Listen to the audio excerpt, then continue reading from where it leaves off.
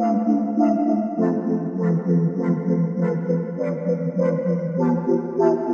into Talk the Dog, the show where we find a bone to pick and a take to give. These are not hot takes. These is dog takes. Can I talk that dog?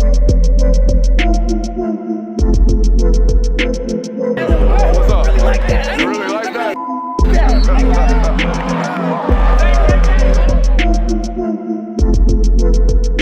Let's shut up and grind some tape. What is up, ladies and gentlemen? Welcome in on a Monday here on the Film Guy Network. We don't do this often. Normally we come in, we give you a nice little open. Okay, I give you some type of rant, and then we give you the intros. Okay, we take care of all the business. I need to take care of the business up front because we got a lot to talk about, as you could imagine. Okay, so go ahead and hit that thumbs up button. Go ahead and like, subscribe, rate, review, all that good stuff. I also want to give a shout out to the folks at Prize Picks. PrizePicks.com. Use promo code Brooks. You get a 100% deposit match today. Also want to give a shout out to the folks at the Athletic Collection. Okay, if you like any of the posters you see around the studio today, they are available for your purchase. Okay, and a portion of those purchases go back to the players that you are buying posters of. The Athletic Collection. Head over there today. No promo code needed. All right, enough of the business. We got it knocked out of the way. Let's go ahead and talk about it. It is Hot Take Monday.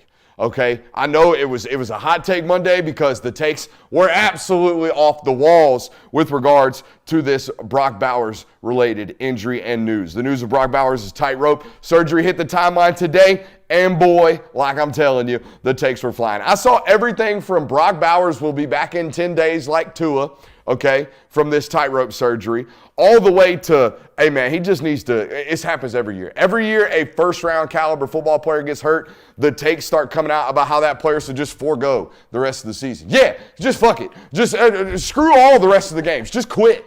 Just quit. Every time somebody gets hurt, just quit. Football, screw it. First-round draft, just quit. Your teammates, screw it. Just quit. Every single time. It don't matter who it is. It don't matter if it's a daggone broken pinky or a shattered vertebrae. Every single time a first-round draft pick gets hurt playing football, everybody runs to the microphone or to the Twitter boards and says, quit. Just opt out. Be done. And I just don't understand that. We'll get to that in a minute. But it was a 25-minute surgery today to go in, stabilize, repair the ligaments. We're going to do a little Dr. Brooks later where I draw up. I watched the video today on this tightrope surgery. Nuts. Absolutely nuts what's going on nowadays in medical science. We're going to bring it. I heard they cloned a goat the other day. He didn't live. I just think it's kind of cool that they did that. Anyways. Huh? They what? They cloned a goat. I mean, with my high level of income, there's no reason to believe I can't live to be 250 if they're out here cloning goats. Wait. It's from a movie. I can't remember which one. It's from a movie. It's from the movie, Talladega Nights. Oh, Anyways, that's right. Okay, takes were flying off the board today on Twitter. But here's what we know, okay? Tightrope surgery, typical timeline, 4 to 6 weeks. 4 weeks puts him to Ole Miss, 5 weeks Tennessee, 6 weeks Tech. Okay, 7th week of recovery from this injury would be the SEC championship game. I don't want to speculate on when he might return, when he will be returning. I don't want to do any type of speculation games, but I do want to play a game that we play often around here. That game being Agent Brooks. I like to play Agent every once in a while. Okay, and I already kind of hyped up or harped on this a little bit, but I think the agent of Brock Bowers would immediately lose his job if he walks into the room and says, "Hey, Brock, you know, I know a three-peat's cool and all, and never having done anything but win national titles in your college career would be cool. And I know you love your teammates and all. And I know you're like historically this legendary work ethic guy, but like, can we just forego these like last 3 or 4 games? You know, can we forego the opportunity? Can we pull a Jackson Smith and Jigba? Can we just do that to protect, like, I don't know, a top 25 evaluation? Can we just do that? Because historically, it just pays off for everybody, right? Jackson Smith and Jigba's draft stock didn't drop at all last year when he sat out, did it? No. Not at all. He wasn't like the 4th receiver off the board. No, it didn't impact him at all. You know how quickly you would lose your job talking to this individual, okay? Talking to this individual. I tweeted about it today. You would lose your job in an instant, okay? Because all the mythical stories we've heard about Brock Bowers, they are true. And we've heard about how insane of a worker he is. We've heard about how insane of a person he is. Those stories about mythical work ethic, man, they're about a mythical aspiration to be better.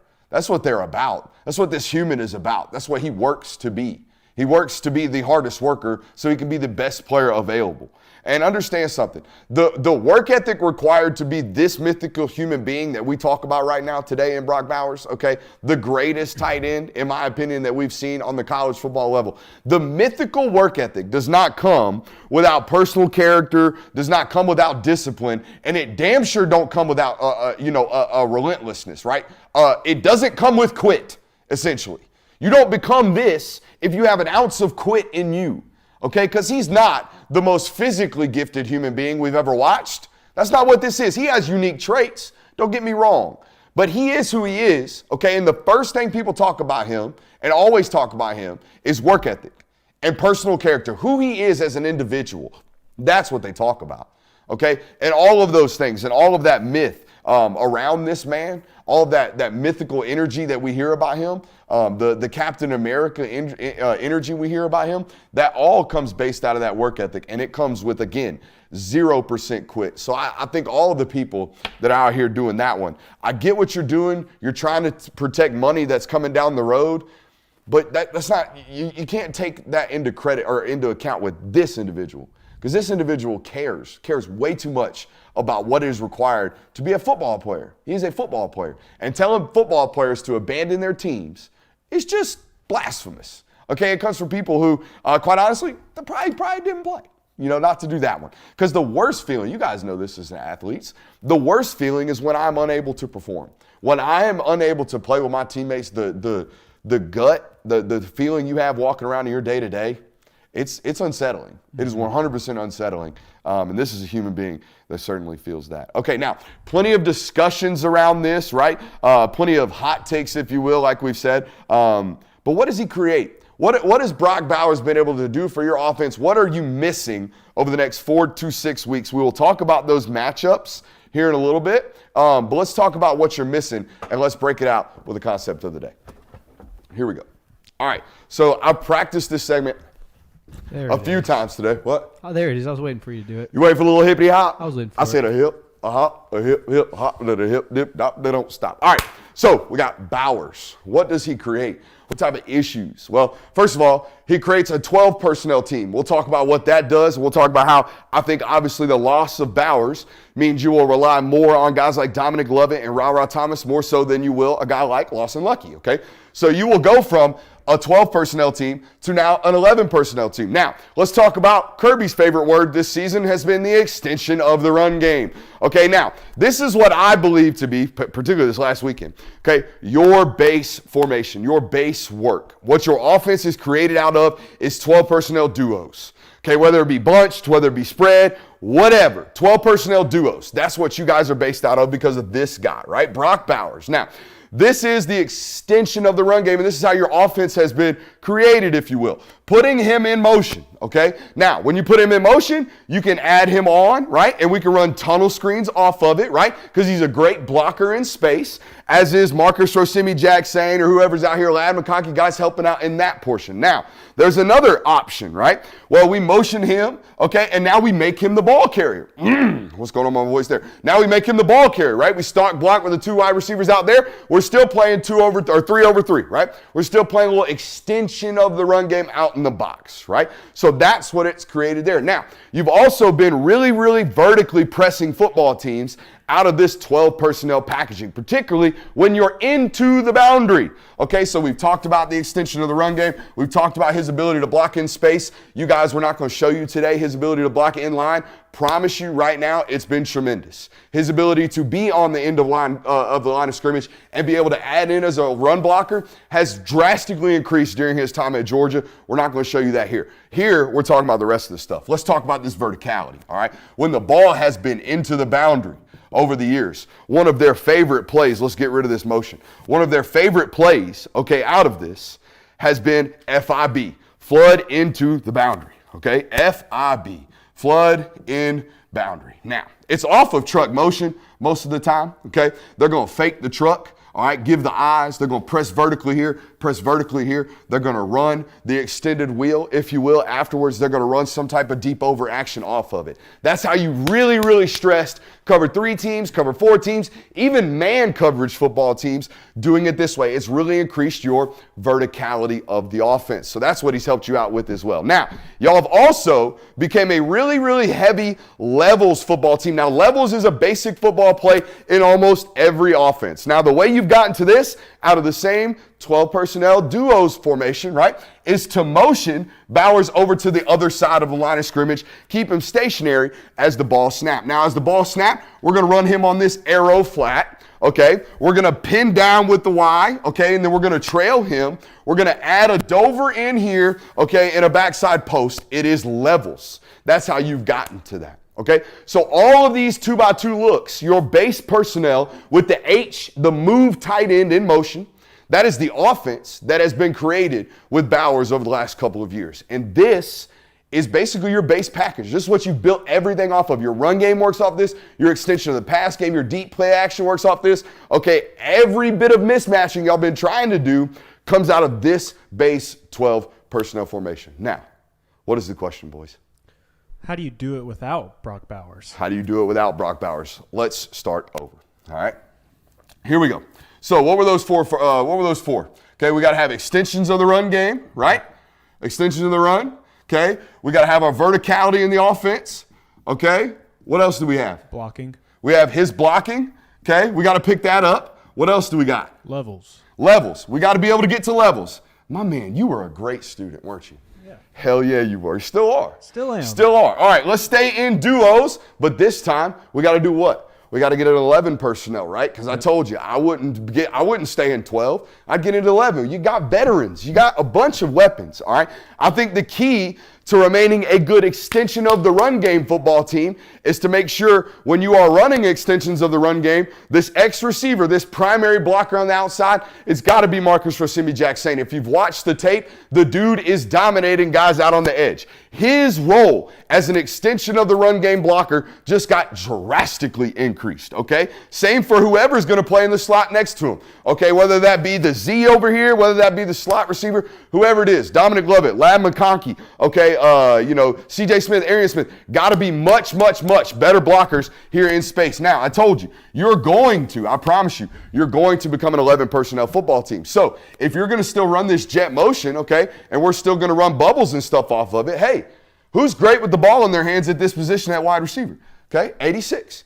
I like 86's ability to be this guy. This extension of the run game with the combination of Marcus Rosemi's ability to block in space, okay, and Dylan Bell's ability to take the ball and make something happen with it after the catch. Love that ability. Now, let's talk about the verticality. How are we going to get the verticality? If you're getting to the point here, Brooks, what I'm trying to tell you guys is all of this doesn't come from one answer. It comes from a variety of answers, right? We got to pick up what the best player in college football leaves by picking up from a bunch of different guys, right? So let's attack the verticality. This one really, really scares me.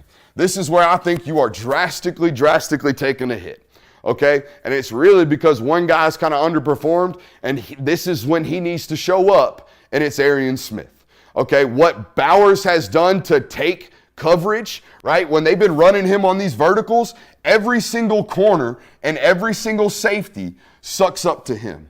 Okay, so they've been running all their dig concepts up off of that. They've been driving Bowers into voids and into zone coverage because they know he will take coverage with him. Okay, Arian Smith used to have the same effect when teams knew he could A, run by them, and B, catch the football. Okay, so he's got to be able to show that if y'all are going to be vertical. Okay, and if he's not going to do it, Dominic Lovett's got to be able to get on top of guys, and guess who else? C.J. Smith now has to get onto the field and get on top of guys in that verticality. Now, the question about levels, how are you going to get back to one of your staple football plays? Okay, if you guys have noticed, a lot of your bread and butter comes out of play action. Okay, a lot of your easy completions, a lot of your roll action or your play action rollouts have come off of levels. So here's what I would suggest. Okay, y'all been playing around with 21 personnel. Y'all really have. Y'all haven't been featuring it a bunch, but it's been there every once in a while. So what I would do, okay, stay in that 11 personnel, or excuse me, jump into that 21 personnel. Okay, you can give, let's put 86 back here. You can give that same kind of run read, right? We can give that same run read, and now we can run levels, okay, with Dylan Bell in that spot, Okay, we can get to levels no matter, a different variety of ways. So that's kind of how we answer all of those problems. What's up? So my question is, because obviously what you have in Brock is that he does it all. Yeah. He is your extension of the run game. He is vertically. He is blocking. How do you now have personnel that doesn't become predictable in that? Because like you said, Marcus Rosemi, Jack Saint's kind of obvious to be your wide receiver. How do we avoid tendencies? How do you, yeah. That's why you pay the offensive coordinator $2 million a year. I don't know. I just know how to get to all the other different packages. And if we hide all of his abilities in a variety of different ways, maybe we don't become predictable over the next 3 to 4 weeks as an offense, right? 4 to 5 weeks. That's what you got to survive, right? You got to survive 4 to 5 weeks. I don't think the Tennessee game is going to be as much about scoring as much about kind of winning a 28-21 football game. The rest we can talk about. But anyways, that's what I would do. The duos portion of y'all's football game and offense over the last couple of years has been really, really fun to watch develop. It's something that definitely took a hit this week. Okay, but again, you can find all those portions of the offense other ways. Now, what we didn't talk about, and what I don't think takes too much of a hit because of the way the 5 guys up front have been playing, is the run game. I think you found some type of identity over the last 2 weeks, okay, with Dejon Edwards in this offensive line. Now, the great news was that Kendall Milton showed flashes of his true self again this weekend. The kind of not so great news is he got banged up again. Okay, and it sounded very much preventative, very much preventative. So not too much to worry about there, I don't believe. But man, he looked really, really good. The one player, he jump cut around. Ladd McConkey had a wash down, and then he kind of jump cut another corner and then ran over the safety. I mean, that was 2020, 2021 Kendall Milton. Yeah, I was telling J-Will in the box, that's a 2020 run. He has not looked that good. No, he hasn't. He looked great on Saturday. I heard inklings coming out of practice 2 weeks ago. It was before the Kentucky game. Where it's like, no, Kendall kind of feels like himself again. Or he's making plays in practice like he feels like himself again. So it was really, really good to see that this weekend. What did you guys think about the segment there? Did we do a good enough job? I liked it. Did all of that look familiar? Have you noticed that, did you notice Saturday? Yeah. That's kind of what their base personnel is. They like to motion and nub a lot. They like to get into nub a lot, which is that tight end back there by himself. Yep. It's been Oscar back there by himself a lot. So, yeah, no, I think they'll be okay. And one thing I tweeted about today, the more I watch it, man, I walk away just as impressed. Now, maybe I would do this with every offensive coordinator because Power 5 football is just this good. If I studied every other coordinator like I do this one, maybe I would be as impressed with everybody else. I don't think I would be. Every single week, they had a play this week, a zone beater, where they ran Bowers on a corner route, and they forced a switch release, meaning they took – come on, dude. What are you doing? The whole freaking reason you built the daggum studio. Okay, they had Bowers here. They ran him on a corner. All right, and then they took Ladd at the Z, and they kind of ran him here on like a button hook, and they kind of stopped him and let him show face to the quarterback. And as soon as the hook defender sucked up on this, they ran him on the deep over. Okay, and then they hit Ladd right here for a big explosive. But all it was a switch release forced right here on this little mesh. And it was designed. It was designed by your coordinator. So your coordinator keeps designing winners now. I don't know if y'all want to believe my opinions of the man. Somebody called me today, or somebody said today that I am Big Mike got in my mentions today and flamed me up. I think he said that I am basically implied that I give Mike Bobo fellatio. Yeah. So, anyways, I think Bobo's done a really, really good job. Make sure you're hitting that thumbs up button, subscribing to the channel. We're on fire here as of lately. It is a great show. We got a great one planned for you guys today. We got further takeaways from the Vandy football game. I got one of our favorite segments coming up from our boys here. We had a good time driving up to Nashville and back. Nashville trip summary in general. I have a little bit of injury updates, and we're going to give them 3 today as well. It is the bye week. I know some of y'all probably thought bye week. Them boys over there at the Film Guy Network are probably going to take some time off. Hell to the no. That is not how we do it around here. We're going to grind it out this week as per usual. We appreciate you guys for being here, so make sure. By the way, if you don't watch us on video and you subscribe to us auditorially, make sure you're running over and subscribing videotorially. And if you watch us on video and you don't watch us or listen to us over on Spotify or Apple Podcasts, make sure you're going over there, like, subscribe, and rate, review, and leaving a good review over there as well. If you don't, you're just a hater. You're just an absolute hater. Before we get into the Nashville story, guys, this timetable, let's finish out the Brock Bowers story. Of those 4 that I'm just going to presume you miss, okay? Florida, Ole Miss, Tennessee, Tech. Which one of those like really, really bother you or really, really give you some, that's going to be tough? Good answers, not all at once. No, I would say Tennessee, just because your last time on the road in an SEC environment, you had to force feed Brock Bowers to get a win there. So that's really the only one. No, I shouldn't say the only one. That's the one where I'm kind of honing in like, dang, it would be really nice to have 19 out there. And road start, security blanket, like you kind of need them. Yeah, for you sure. know? From a game standpoint, it's definitely Tennessee because that crowd provides the most issues, I think, and having Brock Bowers helps a lot. From a fan standpoint, it's the Ole Miss game. Because you're not going to be able to give him a send-off like you have with like a Jordan Davis or something like that. Like he's not going to play in Sanford Stadium again. I don't think a lot of fans have realized that. So the fact that you're not going to have him for that Ole Miss game really sucks. Yeah, that's huge. You're going to miss senior day. Yeah, definitely not a 4th year coming for Brock Bowers. I think it is that Tennessee game bothers me from an analysis standpoint because they can really get after the quarterback. Yeah. I think I don't know if their defense is quote unquote real, but I'm buying into the fact that they create havoc. I think that's undeniable. They get after the quarterback, they impact throwing lanes, they are troublesome, and they are very momentum heavy, meaning like once they get the ball rolling, bro, really, really hard, especially at home, really, really hard to beat that football team and score points on them, it looks like. But if you start fast, you're okay. But in years past, they've been such a man pressure team. They're like, I think Georgia's going to be fine because they got enough guys to win on the outside, typically in that football game. So that one kind of worries me. I will say one thing that Bobo does have some experience with is losing his top guy, his top offensive weapon. He lost A.J. Green for a few games, Aaron Murray's freshman year, and then he also lost Todd Gurley for a little bit as well at running back. And he's kind of had to figure some things out on the fly for Georgia mid-season at the start of the season.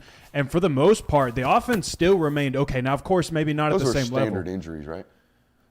Yeah. For standard injuries? Yeah. Some jersey sales in there? Yeah. Some autographs? Ham cramping type deal, you know. Lie and deny.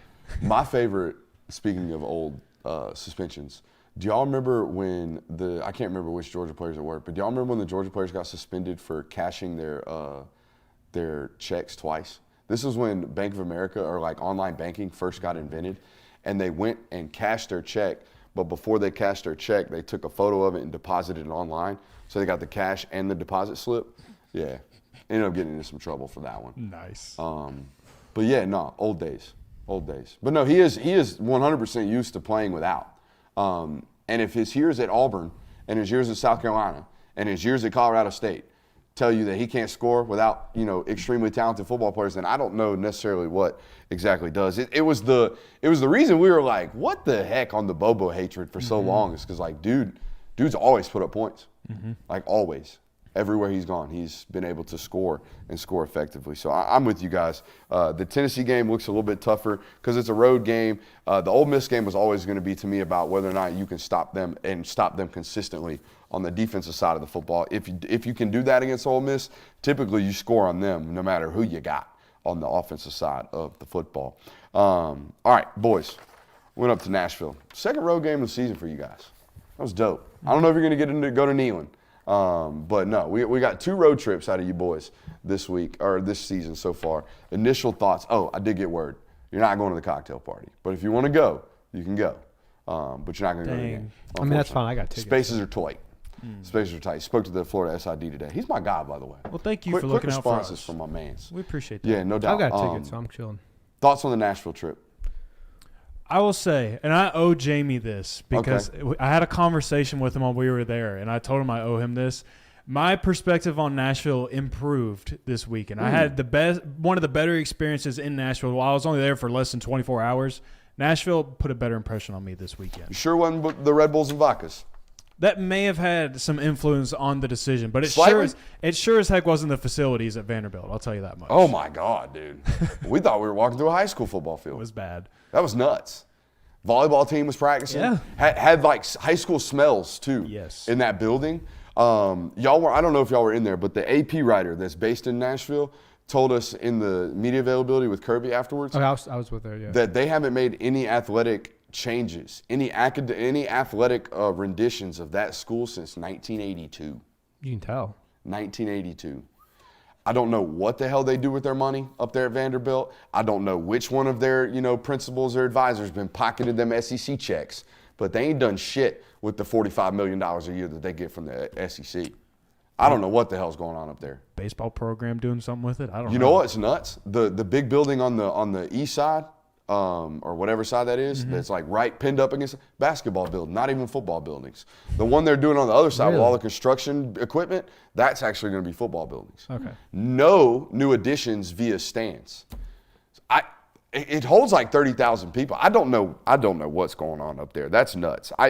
Going up there, I get all the ribbon about Vandy being a bad football team, but going up there and watching a Power 5 football program have to play in that facility sometimes makes me wonder why they are in the SEC. Yeah. Because it's not up to par with anything else. It's not even close. Like, we went out to Starkville last year. Starkville Stadium is nice as shit. Kroger Field, nice as shit. Like, there are some obvious money being poured in everywhere, except for Nashville. It's very, very weird. Anyways, continue on the thoughts. You had a much better time out in Nashville. It was D to A. It was dick to ass all Friday night. I mean, I was hitting them with this one. I was hitting one of them will creep through the bar everywhere you go. Hands up, little sneaky sneak. It was D to A all Friday night. Mm-hmm. Yeah, it was tight. My opinion on Nashville didn't change that much. I'm not gonna lie. Thank you. To you. I'm not gonna lie. Thank you. And if you want to say it was better, it's because there were 25,000 college-age Georgia fans there. Facts. Like, if you take them all out of the city, it's the same exact Nashville. So That's I mean, fair statement. I don't want to ruffle people's feathers who love the city. It's not for me. It was man. deep with dog fans. It was deep with the Family too. The Family showed up. Oh yeah, Sure did. Yeah, man. How about that? you were a fucking celebrity. Kinda. You're getting selfies. And Selfies in a bar in Nashville. That kinda checks the box for like, hey, you might be a little something. But it's standard crew. 19 to 22, frat legends. Just came back from ripping a dart. Oh my God! You're that guy! Yeah, I am, Bubba. What's up? The one and only, baby. What's wrong up? with that, bro? No, nothing wrong with that. I love the Family. They showed up and they showed out, but it was absolute D to A. The rain was less than ideal Friday night out there in Nashville. It didn't last that long too. It was weird. Didn't. Sprinkled just a little bit. Weirdest thing that happened to us downtown. We're hanging out, Jamie and the Goodmans and Redacted, okay, and we're hanging out, and there's food on the table. And all of a sudden there's like, all of a sudden there's like two girls behind us. And I look at Jamie and they're like picking off the food. They're like sneaky over there, just like grabbing a fry here and there, dipping some ranch here and there, taking a little chicken nugget here and there. And I'm like, yo, Jamie, do you know these broads? Do you know these chicks? Like, what's up, man? Do you know these people? And Jamie just kind of haphazardly was like, yeah, man, what's up? No. Randoms just eating the food. Nashville. And not like, these were like well-off looking people. Yeah. These were pretty girls. That's what I was about to say. Why are you eating off of strangers' foods? Did your parents not teach you Free better? food. Bold. Bold. Very bold. Very bold. The weirdest thing I thought was the two guys fighting in the crosswalk as we were going to Kid Rock's. Oh, yeah, obvious friends. As soon as they got whistled up by the cops, the sober guy was like, sorry, He's babe. like, whoa, man. Like, whoa. Yeah, it I was don't know weird. Saw a lonely girl in a pink dress crying by herself. Poor thing. Yeah. Someone girl fall on the stage. Oh, my God. Yeah, did see a girl fall face first. Right to the VIP velvet in rope. Nashville, very weird. Yeah. VIP in Nashville, very weird. All of the scenes on Friday night and all of the debauchery did not match up to anything that we saw Saturday from our main character of the trip. No, not at all. Take it away, boys. So it all starts with the pregame warm-ups. Yeah. So we're taking pregame photos. We're all three down there. And right now, at this point in time, it's mostly just special teams out at this point. So Vanderbilt's kicking the punts down to our way in the end zone. Georgia players are kicking their punts down to the opposite end. Yeah. So I'm standing in the end zone doing my thing, taking pictures of people, just kind of soaking in the scenery. And all of a sudden a ball, like props right down in front of my feet, bounces. I was like, I'm not going to get it.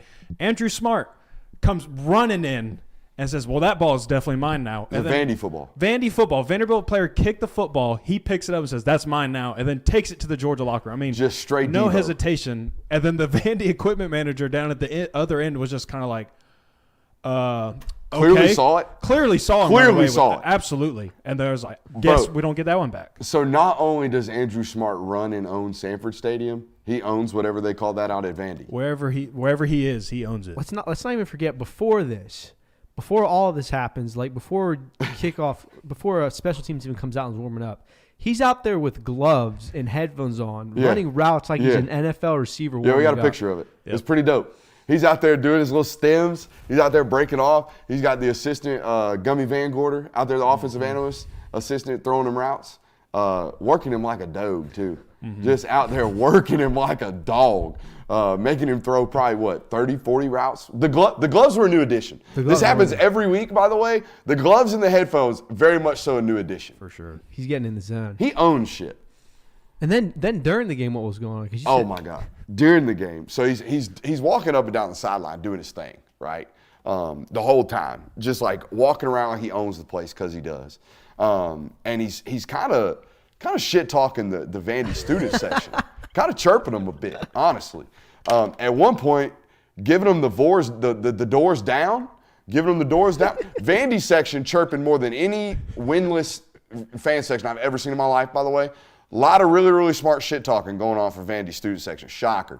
But was definitely getting at Andrew Smart by the end of the third quarter, because there was a time in there where it was like, all right, Georgia's walking away. Before the almost pick six, Georgia was really handling business, and Vandy student section got kind of quiet towards the refs are bailing you out, Kirby. The refs are bailing you out. And in between that, there was a lot of, Andrew, you ain't shit.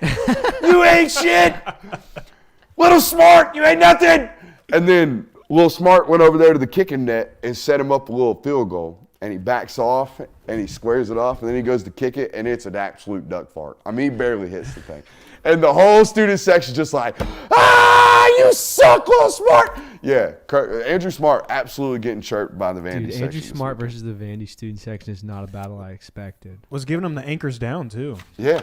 And then we saw him after the game sign his first autograph. Mm-hmm. Not even so. Jay, we're in the box now during the game, and he told me the story of how he's like, yeah, dude, I saw Andrew just take a Vanderbilt ball. I'm like, that's amazing. I love this kid.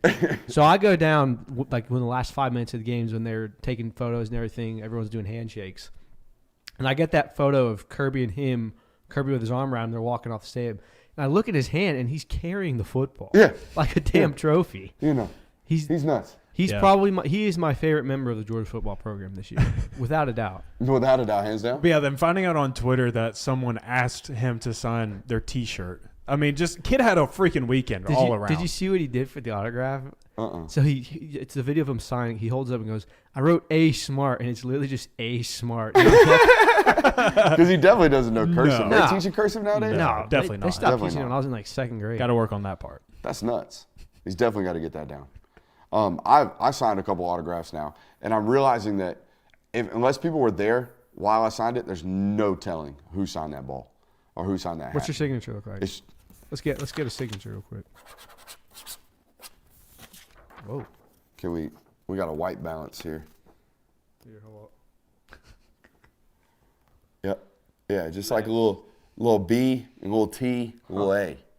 That's it right there. Yeah, so we definitely got to work on that. Maybe give it a little. No, it's too late to change it now, bro. A little bit of that right there. How about that? How about that? This is great content. It's too late to change the signature now. How about You that can't right do there? Can we get some focus? There we Oh yeah. That's primo. How about that? I like the top I like more. that. I like the top more, honestly. I like that. Yeah, people came here for Brock Bowers reactions. They got it in the first 20 minutes. You're getting signature reactions now. No, Andrew Smart owned it. Totally walked away with the dub this weekend. Definitely won the weekend for sure. Yeah, for sure. Other than that, we didn't have any other Nashville thoughts, did we? Before we get into our actual thoughts on the football game? Yeah, not really. Not really. All right, 35 minutes in, let's get to our analysis on the football game. Kirby, I said it during film study this morning. I thought you said it best. When I saw you walking down from the box, what was the first thing you said to me? I said that was a very weird game. It was very weird. Very, very weird football game. And I went back and watched it this morning over and over again. And I'm going to tell you right now, if you just silent taped that, if you just watched the all-22 with no scores, no nothing, that looks like the standard ass beating minus like 6 plays. Minus 6 plays, that was it. You had a couple miscommunications. You had a couple weird, goofy turnovers. That's really it. That's really it, honestly. And defensively, man, you keep giving up, some explosives, and I think they are. They're all miscommunication-based. Guys, initial thoughts on the football game from Saturday. I honestly think we just continue to learn that. I think the defense is a lot better than on paper than it is like to the initial eye, like once you watch a football game, because a lot of overreactions about the defense from what I've seen. But, I mean, you think about it this way. You're one amazing play from Will Shepard on 4th down from keeping them from getting into the end zone. And then you're also a Carson Beck interception late in the football game that was tipped to keeping them out of the end zone probably again. So, I mean, you're really 2 plays away from keeping Vanderbilt to 7 points the entire football game. And you held them to 219 total yards. So I think I learned that this defense is really good, just like I thought it was. But I think this kind of confirmed it. Before we get into you, go ahead. Now, we'll address the stupid comment here in a second. Go ahead. Thoughts on the game? I'm sorry. Someone in the comments already throwing everyone. I want to address the people who are throwing dirt on Georgia already because everybody's like, "Oh, Bowers is out the end of the three-peat." Go ahead. My takeaway from it was this team isn't 100% playing complementary football yet. Yeah. Kirby Smart always talks about that, how complementary football is what wins you games. The offense plays well, so the defense can play well. You have a little bit of both where both units are kind of putting each unit in shitty situations. You have the offense throwing up what is practically a pick six, giving up 7 points, fumbling inside their own 30. The defense is allowing sustained drives, kind of busted plays, things like that. So that's what my biggest takeaway is. They're overall playing a great game other than 90% of the time when then you have your offense has to pull up the slack for the defense and vice versa. So that's one of my biggest takeaways from that. Gotcha. I already gave you mine. I thought it was like the analysis for me was real simple. Weird football game. Okay, you can't expect to blow teams out like you said when you have an explosive. Okay, they convert a 4th and 8. It was like a 20-yard. One of the weirdest catches I've ever seen. The TV broadcast didn't quite do it justice. That was one of the best football catches I've ever seen. Malachi Starks is like in the dude's grill, and it just like magnet onto his chest plate. It was nuts. You ran the ball effectively, like really, really well. Three explosive runs on Saturday that I can remember from 3 different backs. Kendall had a 25-yarder plus. Cash Jones had a 40-yarder. Dejan Edwards had a 40-yard gain on Saturday. So really, really explosive in the run game. Handled a bunch of different little injuries. One of my primary takeaways, how about Monroe Freeling? How about Monroe Freeling in this football game? I love being on the sidelines during these football games for a lot of reasons. I hate it for a lot of reasons too. Can't quite see everything that's going on.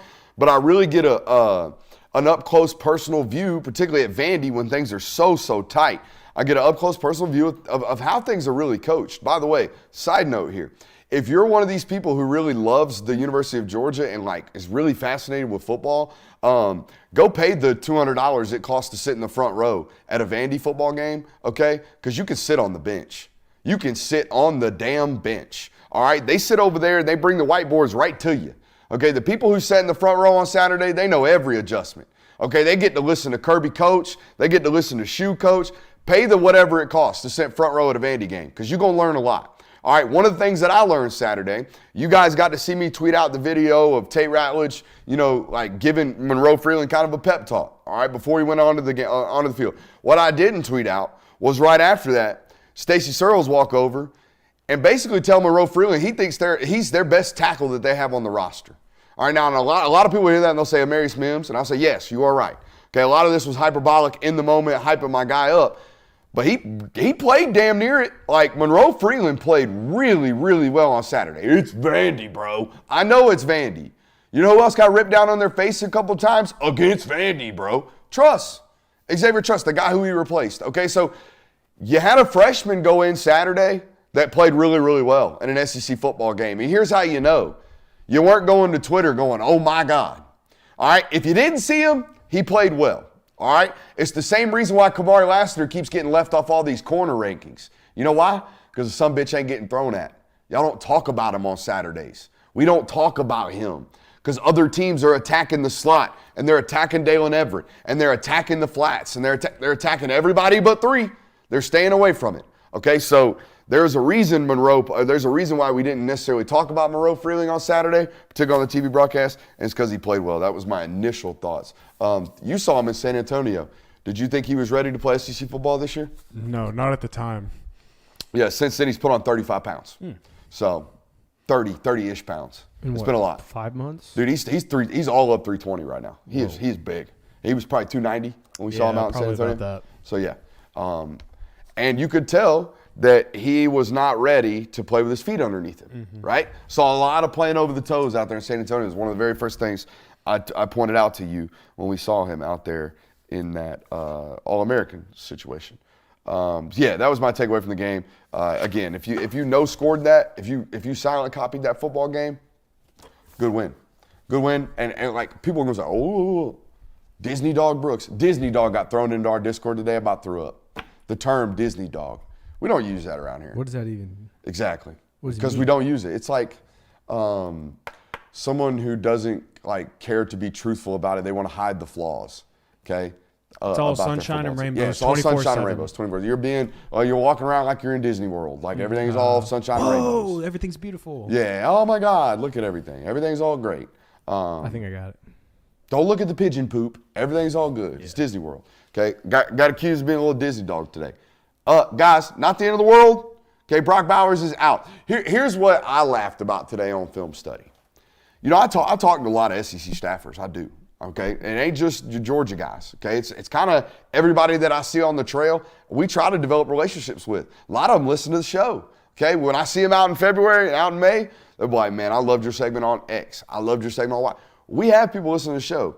And I could just, I would love to have a conversation, okay, call up one of my buddies at, I don't know, let's say South Carolina and say, hey, coach, you don't get Brock Bowers, but what would you do with Georgia's weaponry? And they say, are you shitting me? They got that Ra Thomas guy. I think he's an NFL football player. They got that Dom Lovett guy. I think he's an NFL football player. They got that Lab McConkey. Bro, when he's healthy, I think I saw somebody talking about him being a third-round draft pick. That Oscar Delp shit. We tried to give him every bit of our NIL money in 2022. Wouldn't take it. Georgia got him somehow.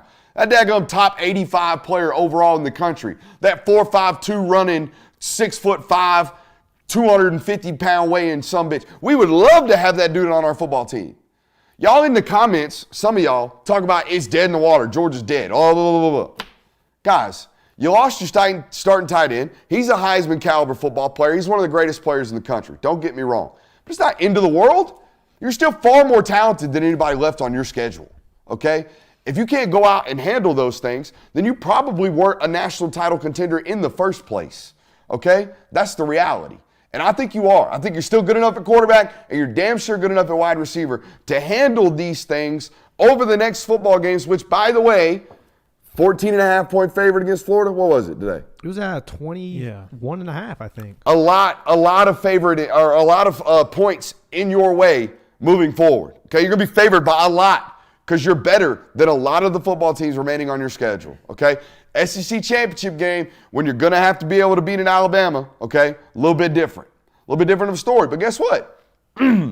7 weeks from now. Okay, should be good. Don't know what's happening. I know what's happening. Winter change. Had that nip in the air this morning. You know what I mean? Had that nip in the air. And we're like 4.5 hours into content today. I broke out a 15-minute live breakout. Brought out a 45-minute film study, which, by the way, complacency gets you beat out here. If y'all ain't out here watching a film study, what are you doing? Okay, get a little better out here on that film study. But yeah, no, we're deep in the content game today. Before we give them 3, I want to play a little Dr. Brooks. Should we play Dr. Brooks? You want to be Dr. Brooks? Let's be Dr. Brooks. I think it's gonna be fun. Now, I'm so excited for this. I am no doctor. Okay, but I am highly, highly versed in the high ankle sprain. I got proof of this. And I keep doing this to you. But I had a high ankle sprain in high school that was one of the more gnarly things you'll ever see in your life, okay? We're in camera 2? Yeah. Check me, okay? See the ball? That's on the inside of my foot, okay? That's lovely. Okay, the next morning, about purple as you could be, all right? For free? So, seen a lot of x-rays in my day. Say what? Feet for free, bro? Feet for free out here on the YouTube. Anyways, a lot of experience in this, seen a lot of x-rays, talked to a lot of doctors in my day about my fucked up feet, okay? We got a tib, we got a fib, we got a ball joint down on the bottom. How about that? Okay, we got a foot coming out this way, but the foot's looking at you. All right, so here's the tib, here's the fib. Now, when a high ankle sprain happens, these two bones kind of get all wiggity whacked. All right, they kind of spread out off this joint. Okay, there's a dislocation, if you will, of this tib and fib. Now, the key here to this tightrope surgery is to go in and provide some stability around the tib and fib. All right, so what they do here is they drill a hole in the top and in the bottom of both your tib and your fib. They put a little plate on this side, all right? They run a rope, I shit you not, through both sides of this, okay, that has a little thingy on the back side that comes flat to your bone, okay? And then they pull this rope tight. Yeah. Then they pull that rope tight, all right? And after about 4 or 5 weeks, when the MRI has shown that all the ligaments have been repaired, they go in there and they pull them ropes out. And they leave that hole in your fucking bone that they drilled. Okay? Wait, they don't like dissolve? I think they have to go back and pull them out. Well, you're just gonna have I didn't see a removal portion of this video. Yeah, but I feel like they disintegrate because like I had shoulder surgery and they left sutures in. They just dissolve. Even better. Even better. They just your body eats them. Yeah, because my thought is like if they're not pulling them out and they're just gonna pull the ropes out, you're just gonna have holes in your. Google this. I'm pretty sure they got to go back in there and remove the tightrope gear. They're not going to leave that little tab on your bone, are they? I don't know. I'm not a doctor. You're Dr. Brooks. Yeah, no, pretty gnarly on the tightrope surgery. I thought that was pretty nuts watching that today. Yeah, I watched like an actual like video of it. I did too. I think ours was better though. Yeah. Yeah. It was looking a little sus there at the start. When you I had to add a I foot. was like, had to add a foot. Definitely had to add a foot. Definitely need the foot. Yeah. Good save. No doubt. So yeah, the tightrope surgery, pretty nuts. The idea of that is pretty crazy. I mean, back in the day, just ice and stem, baby. A little rice. See you in 6 weeks, bud. Yeah. They used to put that little foam like on your foot and then really, really compress wrap you to get all the swelling down. And then after that, it's just like, all right, put an ASO ankle brace on and survive. Yeah. See what happens. No research on that. Nothing coming back. Not really. All right, let's give them 3. All right, we have 3 goals for the bye week. Now, here's the rule, ladies and gentlemen. You have to exclude health. One of your goals can't be to get healthy. That's cheap shit analysis. That's not what we're here for today. We're here for real stuff, like Dr. Brooks on the board.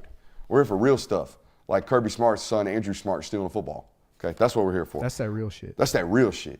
All right, I'm going to start first with the Give Them 3 here segment, just so you guys know what to avoid.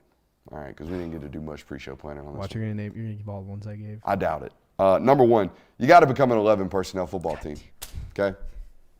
You got to figure out a way to design an offense that isn't based around 19, because that's kind of what you do as a coordinator. I think one thing that we really harped on this season was how Monken was kind of this pro-base, pro-personnel football team, right?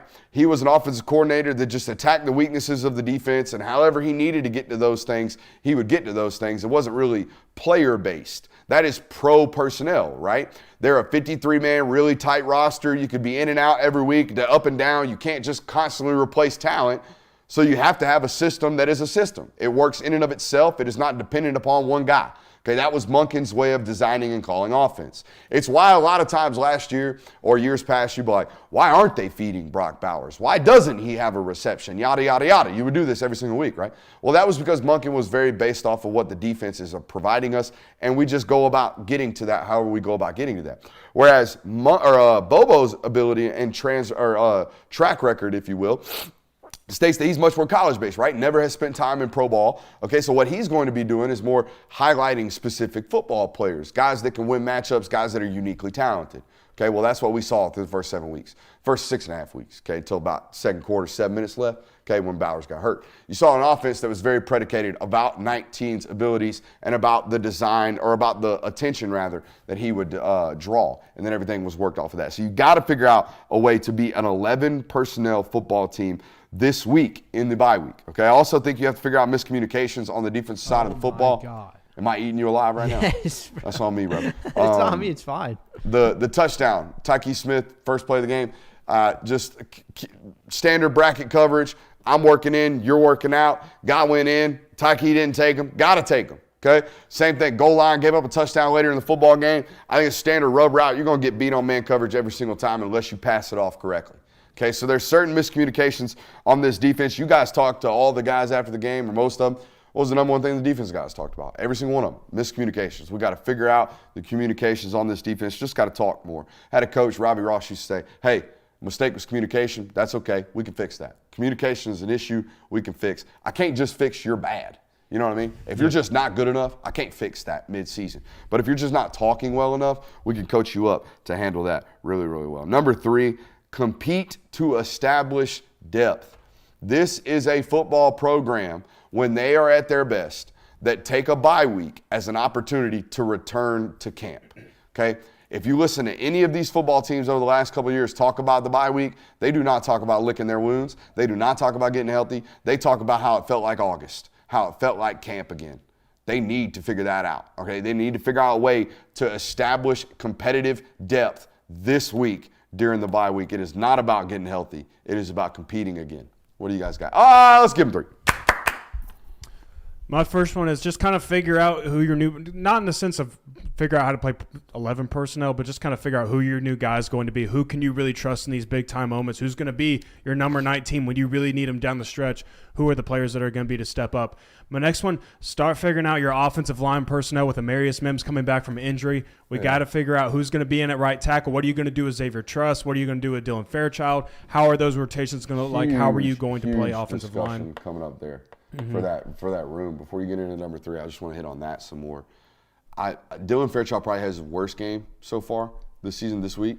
Outside of that, I think he's played phenomenally. I think he's really part of your run game success is due to him. He's a bad motherfucker, dude. I don't pardon my language, but that dude moves people off the football. And that's part of the reason why you've had such success on running the ball. Yeah, you need people like that on the offensive line for sure. Absolutely. And my last one, prepare to treat the second part of the season like the postseason. Losing is not an option.